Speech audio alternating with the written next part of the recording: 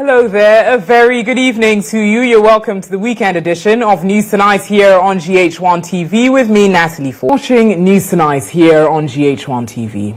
Away from education, commuters and market women at Klo-Agogo in the Yilo Krobo Municipality of the eastern region are lamenting over the nature of their market and roads in the area, which has affected business activities.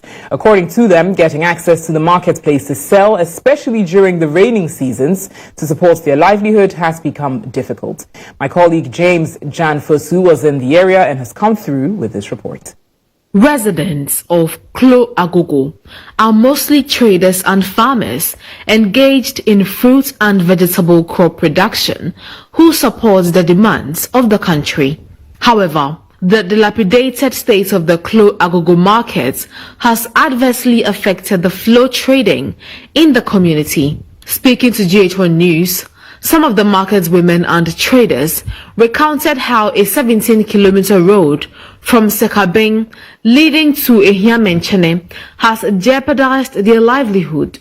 They appeal to the government to, as a matter of urgency, fix their roads.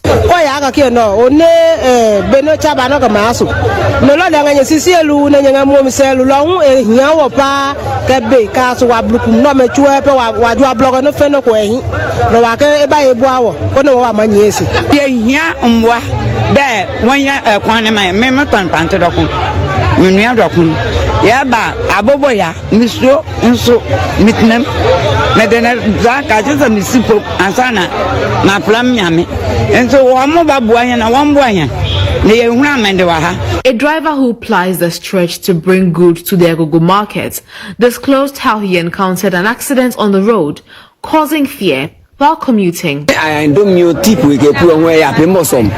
Kayam ne peke domi chuk anyu yam. No le mano jino ko ne wo hian wa we. Dano so wa jwa kayam ne. Mososun keke wo ni chulo me jwa mi opo e problem kan wo. Ti ono ko aselu jwa yo zinno me twepe ne ko yo fi atreti kayam ne. Amen. Member of Parliament for Yilo Krobo constituency, Bismarck Nyakote, blamed the current Ekufodo administration for neglecting his constituency.